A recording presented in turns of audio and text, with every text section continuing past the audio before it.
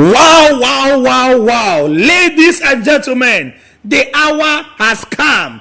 I am on Dr. Ebuka Onunkwo, factory about seahorse. And remember, he is the CEO, commander, and the chief executive officer of Seahorse Lubricants. Now, Kaiwazuno, if a manager is okome, and if you want to say Nebo, about those words, I give you a phone day, batara, Nandizuru. Only benefit from you. And the seahorse boss, Dr. Ebuka Onunkwo, number one example of Akurono. I don't want to waste much of your time. I want you to follow this video gradually. Even if the video took you up to 20 minutes, you watch. Can you see video because he want to take us what is called factory tour. Can you thousands of people salary every month? Look at your award. We have series of award about 120 merit award. I try to make my okay speed. Name exaggerate, but this is here. Let's go down. Kunofo, Unwaranofo, Ife, Udogudobanaka, Nanambra State. This is called Akuru Ruo Olo. Let's go there. I'll be right back. Thank you. I know na seahorse factory. Muna Dr. Ebuka Onunkwo, the CEO of Seahorse Lubricants. I have a factory tour. Now I want to be showing you Kunufu Naka Jaja Nebuton Mano. As you can see, this is 1 liter. This is 1 liter of Mega Crown Energy.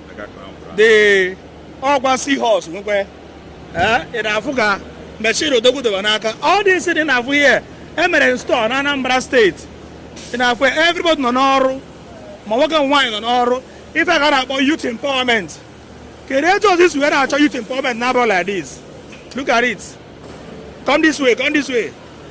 How clean? Number one motor oil in the whole of Africa. Number one engine oil in the whole of Africa. Even I beat didn't know because Nando would even there with a sample from our own. Odogu Seahorse, can you secret of this your purified oil? Or say have on Atarachi. Come this way.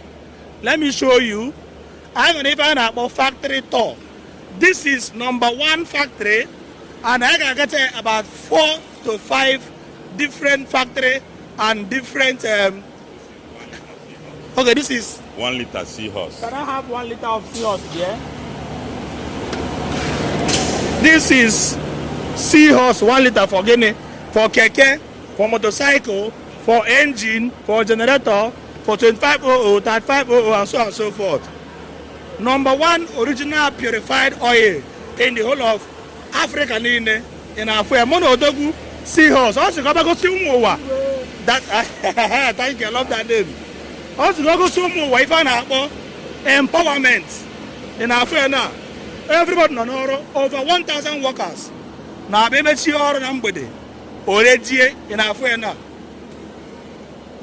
Let's come here now. For here, they arrive. Not the video, the work of what they are doing in Africa. The machine will now carry this one here. Oil in Africa now.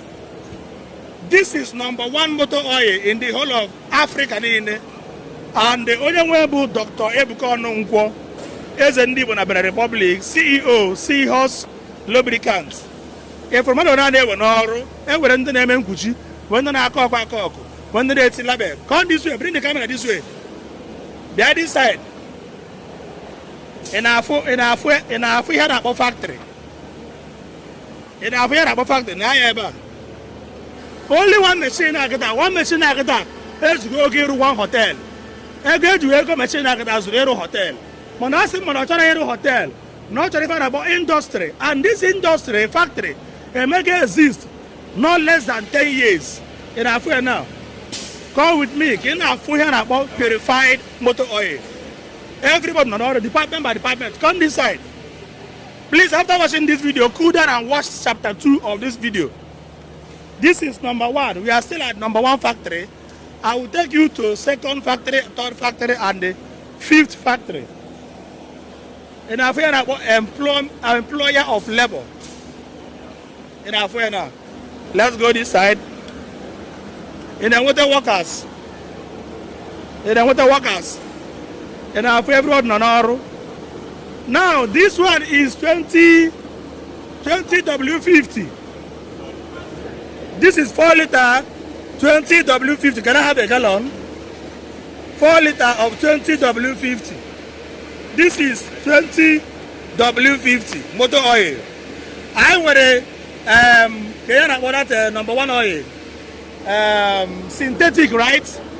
I want a synthetic, but this one is 20 W50. I will take you to where they are producing synthetic motor oil for the automatic engine oil. Look at it, come this way. And I have workers, everyone on our own able 10 millions of naira for you to work. Somebody named Mudifa. Oh, no, when Nana Maria Sonia, Biaki na Abuja. At least half the year name for factory on Aro, Fundo never Noro. Abuja no say to way more than 1,000 people Noro, now every month.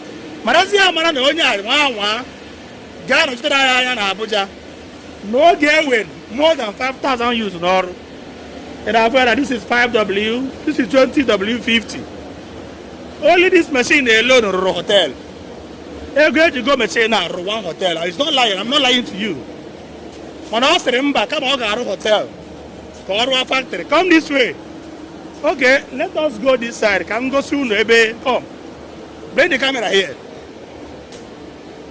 And everybody with a department by department. I called this young lady, Bogene. He will be the gallon, machine. She chose to work hard and earn a very good money rather than committing crime. Somebody like Dr. Ebuka Onunkwo, but somebody, federal government was here with the account to say, go and represent us. Huh? And I'm a young man. Let's go around again. I'm on the other factory tour. Come with me. Kaigana, another department. I'll be right back. Thank you very much. If I go, gallon and they maybe. Gallon and they come with me. Come. Or what even have waste in this factory? All this gallon, forever. This is damaged jerrycan. Now, I get where they are here. Come here. Come this way. I get where they are here. See here. Wait, let me come. I get where this thing is forever. I where this damaged jerrycan. Okay, white one.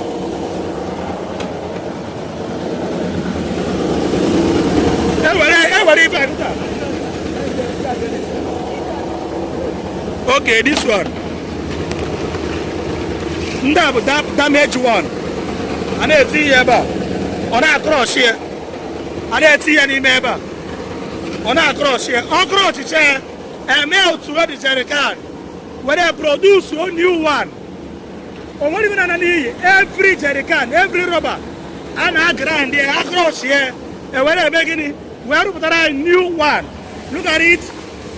Look at it. I'm showing you by example. Of course. Okay, of course. Yes, when we are producing the gallons, because we do produce the gallons too.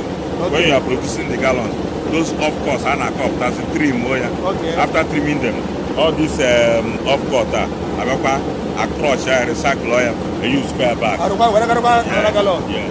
Thank you.